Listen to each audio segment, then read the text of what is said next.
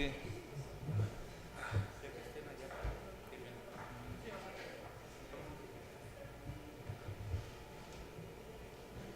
¿Te doy estos?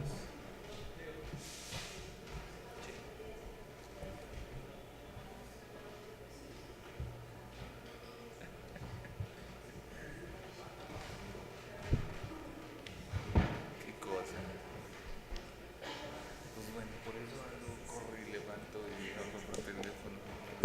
Yo les dije, ahora no me presiono. Yo me apuré ese mi tarea. Ahora,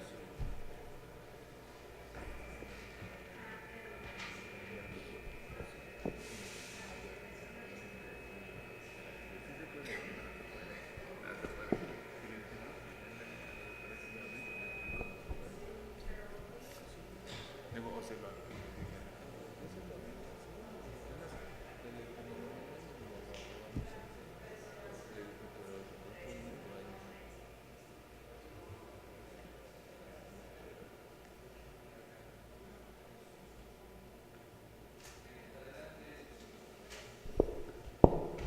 Bueno, adelante, Edgar Eduardo. ¿Cómo prefieres que te digamos, Edgar o Eduardo? Edgar. Edgar, muy bien. Sí, a todos les pregunto porque siempre nos gusta un nombre más que el otro, ¿no? Como son dos nombres, a todos los aspirantes les pregunto para que se sientan cómodos. Y me iban a poner Edgardo, pero se le olvidó a mi papá en el registro civil y me pusieron Edgar Eduardo. Muy bien, pues buenas tardes, Edgar. Bienvenido al Congreso de la Ciudad de México. Te presento a mis compañeras y compañeros integrantes, Pablo Montes de Oca, Leonor Gómez Otegui, son diputados integrantes de la comisión, la diputada Lilia Eugenia Rosbach Suárez, vicepresidenta, tu servidor Carlos Castillo, presidente, todos integrantes de la Comisión de Transparencia y Combate a la Corrupción de este Congreso.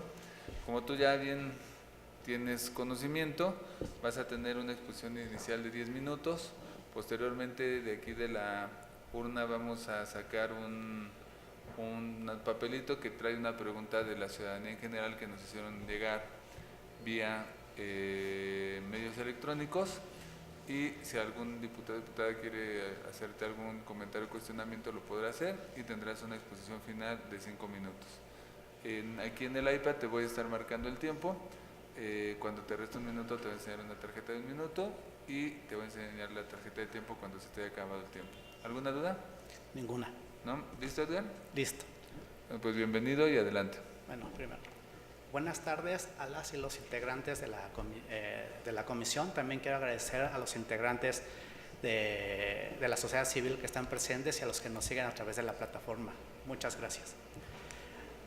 Con la venia de las y los integrantes de la Comisión de Transparencia, Combate a la Corrupción, voy a abordar muy concretamente mi desarrollo académico y profesional, ya que el currículum está en la plataforma respectiva, pero voy a resaltar los puntos más importantes. Respecto a la formación profesional, soy licenciada en Derecho por parte de la UNAM. Representé a la UNAM en concursos internacionales, quedando como parte del equipo orador en tercer lugar a nivel internacional y como coach en cuarto lugar a nivel internacional. También realicé la maestría en Jurisdicción Penal Internacional en España de forma becado. Tengo un máster en Derecho Internacional Humanitario y Justicia Penal Internacional y actualmente estoy haciendo el doctorado en Derecho y Ciencias Sociales. He tomado diversos cursos. En el currículum no puse los 3 cursos básicos de transparencia que se toman todos los servidores públicos al entrar al gobierno de la Ciudad de México, porque todos los servidores públicos lo aplican. Tengo diversos cursos, los más importantes fue el que dio el Instituto Internacional de Derechos Humanos en Estrasburgo, Francia, también lo cursé de manera becado, el Instituto Interamericano de Derechos Humanos y la University Case Western Reserve. Actualmente soy catedrático en la Universidad Sor Juana.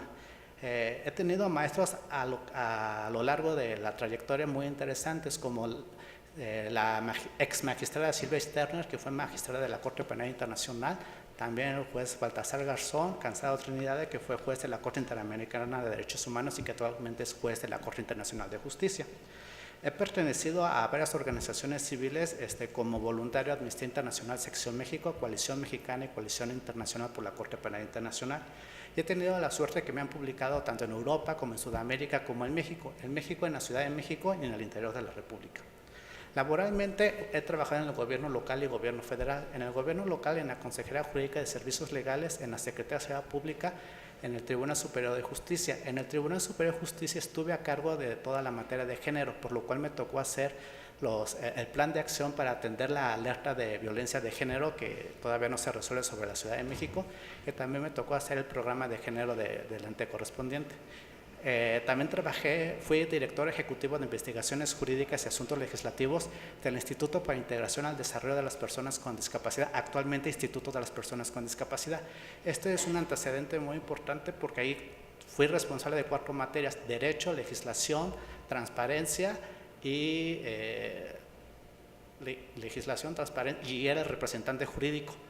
Y constituimos, bueno, por ley, el Consejo Consultivo del Instituto, es algo muy similar a lo que se pretende con el Info. Federal, fui director general adjunto de la Procuraduría General de Justicia de la República, en el cual estuve participando activamente en la consulta nacional sobre el modelo de procuración de justicia, en donde participaron organizaciones como el CIDE, el INACIPE y el Instituto de Investigaciones Jurídicas. Pero pasando a la materia y mencionando que la participación de la sociedad civil es muy importante, por lo cual se está estableciendo consejos consultivos en los diferentes entes públicos, y en este caso en el Instituto, en el Info, es muy importante, ya que en esta coyuntura que se está viendo la participación, tenemos que tomar en cuenta también que esto ya ha sido establecido por el máximo tribunal de derechos humanos en el continente americano, ya que la Corte Interamericana de Derechos Humanos ha mencionado: el control democrático a través de la opinión pública fomenta la transparencia de las actividades estatales y promueve la responsabilidad de los funcionarios sobre su gestión. De ahí la mayor tolerancia frente a la afirmación y apreciaciones vertidas por los ciudadanos en ejercicio de dicho control democrático. Tales demandas del pluralismo propio de la sociedad democrática que requiere la mayor circulación de informes y opiniones de asuntos de interés público. Como vemos, ya la Corte Interamericana de Derechos Humanos ha dicho que es fundamental la participación ciudadana, por lo cual, si ustedes tienen a bien designarme como comisionado del Instituto de Transparencia, Acceso a la Información Pública y Protección de Datos, abordaría 3 temas específicos, que es el acceso a la información y comunicación, la profesionalización de los servidores públicos, la atención de grupos en situación de vulnerabilidad. Estos 3 ejes van de la mano, están muy interrelacionados. De hecho, la semana pasada, la coordinadora de los organismos garantes de las entidades federativas del Sistema Nacional de Transparencia mencionó que iba a realizar leyes del tema en sistema braille. Sin embargo, es muy sorprendente que a pesar que el gobierno de la Ciudad de México y la Ciudad de México es de las más avanzadas en estas materias y tenemos una ley de accesibilidad de la Ciudad de México, esto no se ha llevado a cabo. Un ejemplo clarísimo lo tenemos en el canal de YouTube del Info. ¿A qué me refiero con esto? En el canal de YouTube del Info no hay un intérprete de lengua de señas mexicanas, no hay subtítulos en español, no hay subtítulos en lengua indígena. Estamos pensando que todos los que habitan, transitan o solicitan alguna información del gobierno de la Ciudad de México hablan español. No estamos pensando más allá, no estamos pensando en los grupos de situación de vulnerabilidad, y teniendo en cuenta que lo más importante es que la información llegue a las personas. La comunicación es muy importante. De nada sirve que tengamos la normatividad más avanzada, los procesos bien, si tengamos la información, si no la podemos dar, si no la podemos comunicar en los diferentes sistemas que hay. Tenemos que trabajar en sistema braille, en lengua de señas, en lectura fácil. ¿Cómo le podemos decir a una persona con discapacidad auditiva que vaya a presentar un recurso, que solicite alguna información? No tenemos ese material. Una persona con discapacidad visual, una persona con discapacidad intelectual, psicosocial, no se ha tomado en cuenta eso, no se ha tomado en cuenta estos sectores de la población. Pero tampoco hay que olvidar la accesibilidad física. Actualmente en el gobierno de la Ciudad de México hay entes públicos que están capacitados para dar recomendaciones sobre la accesibilidad en física, información y comunicación, y no se ha aprovechado. Asimismo, todas las unidades de transparencia tienen que ser accesibles. Tanto el Instituto de las Personas con Discapacidad puede hacer estas recomendaciones, así como sociedad civil muy capacitada para hacer accesible todas las unidades de transparencia. Y aquí es un punto muy importante de cambiar la actuación del instituto que actualmente tiene. Solamente se ha preocupado el instituto por trabajar, sí, transparencia, información, pero desde su trinchera no ha ido más allá con los entes públicos. ¿A qué me refiero? Actualmente, por la solicitud de alerta de violencia de género, se están creando sistemas, un sistema interconectado entre el Poder Judicial y Poder Local para que todas las mujeres presuntamente violentadas, todos los entes públicos involucrados puedan tener una participación en todo caso para considerar las medidas necesarias a tomar, pero no se ha visto una participación efectiva del Info. ¿Qué va a pasar con la base de datos? Hay varias instancias que se están reuniendo y nunca ha participado. Por ejemplo, también tenemos, cuando se realizó el protocolo de atención a poblaciones callejeras, incluso el sistema de asistencia social, lo que se trabaja en el gobierno se junta a todos los entes públicos y dependiendo de sus facultades se van estableciendo qué va a hacer cada una. Pero en esto también es muy importante que participe el Info. Si no participa el Info, está quedando fuera de esto, y estamos viendo que ahorita la transparencia proactiva es lo más importante, es definir qué va a haber en los portales, qué es lo que necesita la ciudadanía. Actualmente también se está haciendo un micrositio del Poder Judicial de la Ciudad de México donde se establezca los lineamientos y materias en materia de género, cuántas mujeres hay, etcétera y demás, y eso también debería estar participando el Info y no lo está participando. No participa con los poderes actuales. En la materia de profesionalización a los servidores públicos, no hay que cerrarnos solamente al gobierno de la Ciudad de México. Hay varias instancias que podemos trabajar. Tenemos que trabajar con el Consejo Nacional de Normalización y Certificación de Competencias Laborales. Conocer, ¿qué es decir? Que todos los que estén a cargo de las unidades de transparencia estén certificados en materia de transparencia, con tanto que esta certificación es nacional, y hacer que el Info sea un ente certificador en la materia. Tenemos que profesionalizar. No importa si hay cambio de gobierno. Si ponemos de requisito que los responsables de las unidades de transparencia tengan esta certificación, no importa quién llegue, quién los instituya, deben tener conocimientos básicos. Aquí podemos ver la profesionalización de los servidores públicos, pero también hay que tocar otro tema, la atención a las personas. No es lo mismo atender a una persona con discapacidad psicosocial a una mujer indígena. Y con esto estaremos cumpliendo también con el PRONAI, que son varios ejes los que se estarán cumpliendo, como promoción, difusión y fomento a la cultura, derechos humanos y perspectiva de género, inclusión social y derecho a acceso a la información. Pero también hay un punto que no se ha tocado, que es muy importante, que actualmente se está seleccionando a la comisión técnica que se encargará de planear y conducir la transición de la Procuraduría General de Justicia a la Fiscalía General de Justicia de la Ciudad de México. Aquí tiene que estar participando el Info, ya que lo principal es que la próxima Fiscalía tenga como base la transparencia y rendición de cuentas. Es ahorita el momento, en esta transición que está teniendo de la Procuraduría a la Fiscalía de la Ciudad de México. Actualmente está realizando esta comisión y el Info tiene que participar. Y por último, un trabajo pendiente que es la digitalización de los documentos. En el Ejecutivo local ya se inició, la Oficialía Mayor determinó que se tenían que digitalizar los documentos y utilizar la FIA. Muchas gracias, perdón que haya ido un poco rápido. No hay problema, Daniel, muchas gracias a ti. Le voy a pedir a la diputada Lilia Rosval que nos pueda leer la pregunta de la sociedad civil. Bienvenido. Gracias. ¿Cuál es la diferencia entre gobierno abierto, gobierno transparente, gobierno electrónico y datos abiertos?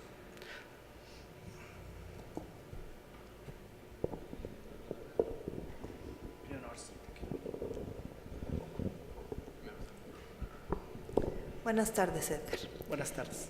A mí me gustaría que nos expusieras un caso, o bueno, un ejemplo, en el que el derecho de acceso a la información haya sido útil para hacer exigible otros derechos o haya contribuido al empoderamiento ciudadano. Gracias.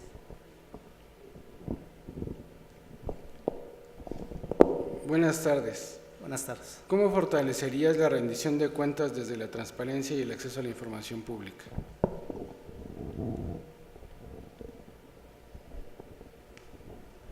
Muy bien, tiene 5 minutos. Adelante. Bueno, de hecho, el gobierno abierto es muy interesante porque ya tiene que participar sociedad civil, como lo estamos viendo, los entes públicos y el Info. De hecho, y por eso se plantea el Consejo Consultivo. Datos abiertos son aquellos que se pueden, datos abiertos son aquellos información digitalizada que puede estar al alcance del público y que se puede utilizar. Un ejemplo respecto a su pregunta, diputada, ¿cuál se puede ejercer? Es simplemente y práctico de la realidad. En el gobierno abierto, en el AGA, cuando estaba en la Procuraduría General de la República, se estaba estableciendo cómo dar a conocer en temas de crímenes de lesa humanidad, sobre todo desaparición forzada. En desaparición forzada, cómo dar los datos para que pudieran entrar a conocer esos datos. Con ese simple hecho de entrar a conocer estos datos, se está ejerciendo un derecho que es saber dónde están sus familiares en dado caso, cuál es la situación del expediente, y ese es un caso que se estaba viendo hasta el año pasado, porque como se trabaja ahí es que se reúne el titular en aquel entonces el titular de la Procuraduría con una comisionada del INAI y plantean las situaciones de cómo participar en el gobierno abierto con invitación de la sociedad civil. Es una forma de cómo accesar y cómo se tiene derecho a varios derechos. También uno que es muy recurrente ahora en gobierno local, cuando te exigen más o menos qué es lo que hace el ente público y sus programas. ¿A qué me refiero?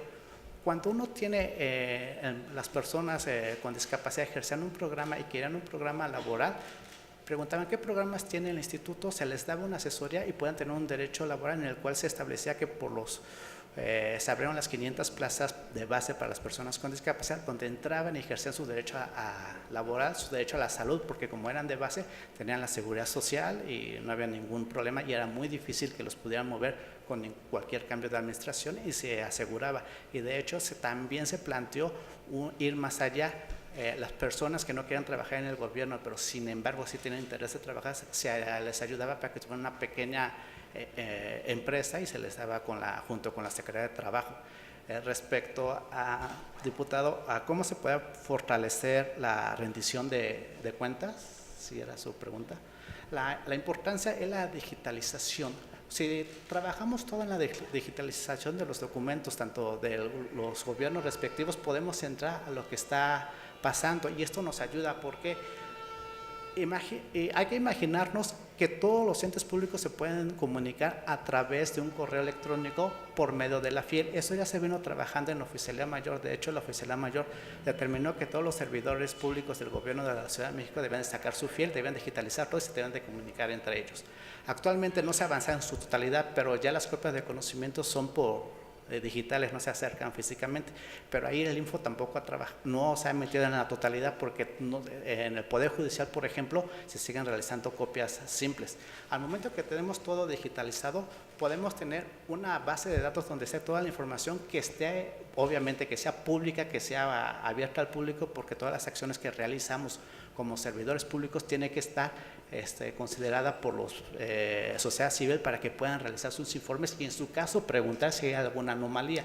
Teniendo toda esa apertura, que por eso se menciona el gobierno abierto, trabajar con la sociedad civil, digitalizar todo para que ya no sea necesario. Un caso muy práctico es el de Oficialía Mayor, que hasta ahí se quedó, no desconozco si ha ido a más, pero al parecer no. Otro caso en materia federal es la Procuraduría General de la Justicia, que ya tiene un sistema en donde se va a incorporar la FIEL y donde se va a firmar un convenio con el Poder Judicial Federal para que la FIEL pueda funcionar con la FIREL y se puedan comunicar entre ellos. Hay cosas que se deben de trabajar dentro del Info, por eso creo que es importante tener a un agente que esté en el Info como comisionado que conozca cómo se maneja la administración pública. De este lado de materia de transparencia también me tocó estar en la Consejería Jurídica cuando apenas se eran las oficinas de información pública, cuando la consejería no tenía ni siquiera oficina de información pública y me tocó ver cómo se estaba reestructurando. Por el Instituto de las Personas con Discapacidad me tocó ser responsable de toda la materia de transparencia que nos tocó la nueva entrada en vigor de la ley, que fue mucho trabajo. Y en materia federal, como director general adjunto de la PGR, nos mandaban muchos proyectos de transparencia de cómo resolver y sobre todo porque eran temas muy delicados como desaparición forzada, presuntos crímenes de lesa humanidad. Entonces creo tener el perfil de ambos lados y bueno, gracias y gracias a todos. Muchas gracias, Edgar, y por nuestra parte sería todo. Muy buenas tardes. Gracias. Buen día. Muchas gracias. Se encuentra San Martín Rebolloso, Marina Alicia. ¿Qué tal? Buenas tardes, bienvenida. Buenas tardes. ¿Cómo prefieres que te digamos, Marina o Alicia? Marina, por favor. Marina. Marina. Muy bien.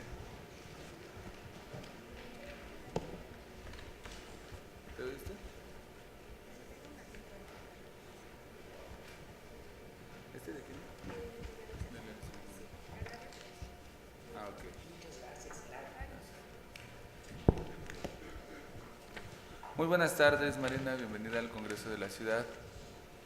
Muchas gracias. Te quiero presentar a mis compañeras y compañeros, la diputada Leonor Gómez Otegui, el diputado Pablo Montes de Oca, integrantes, la diputada Lilia Eugenia Rosbach, vicepresidenta, tu servidor Carlos Castillo, presidente, todos miembros de la Comisión de Transparencia y Combate a la Corrupción de este Congreso.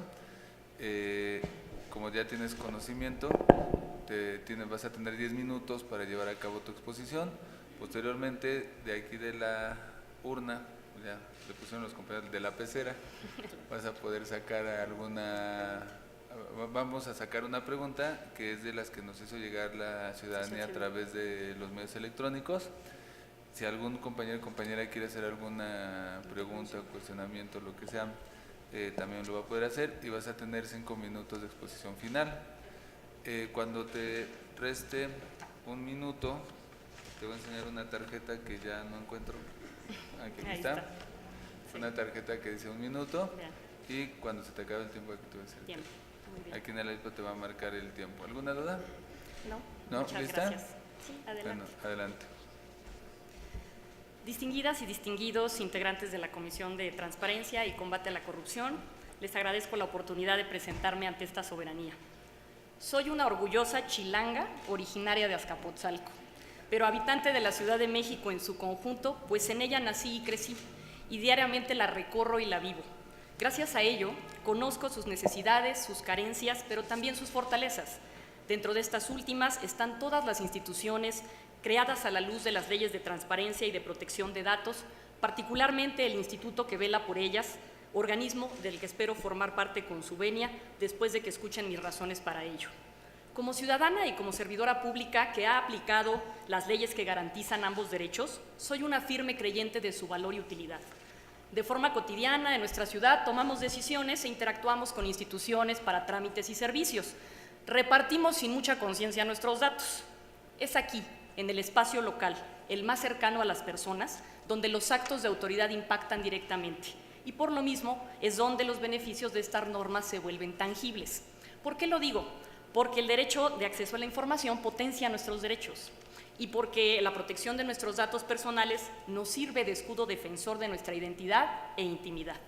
No me cabe duda que estos dos derechos han cambiado la forma de relacionarse entre gobierno y ciudadanía.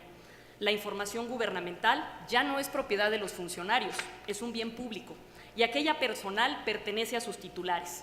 Por años era impensable conocer el sueldo del presidente o su presupuesto, tampoco podíamos acceder a un expediente médico.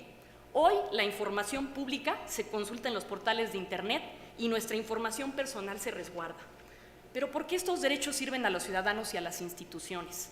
Porque cuando hay asimetrías de información hay desigualdad y se genera incertidumbre, arbitrariedad, impunidad y corrupción, lo que incrementa costos y debilita la democracia. Cuando todos tenemos la misma información, se acaban los privilegios, se tienen las mismas oportunidades y se promueve la competitividad, se mejoran los procesos y se eficientan los recursos. En un gobierno abierto que rinde cuentas, la participación y la confianza crecen. El centro de nuestras políticas e instituciones deben ser los ciudadanos, porque con independencia de lo que nos dediquemos, todos tenemos esa condición. Entonces, ¿sí es necesario tener un instituto que garantice nuestro derecho a saber y nuestros datos? La respuesta es sí.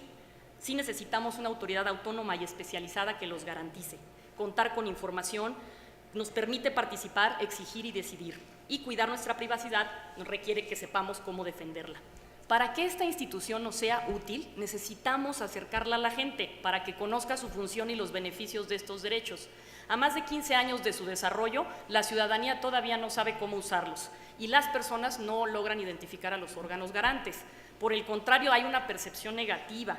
Para los sujetos obligados parece que les generan cargas extras y a los ciudadanos su operación les parece costosa, procesos complejos y es urgente revertir esta visión que opaca sus resultados.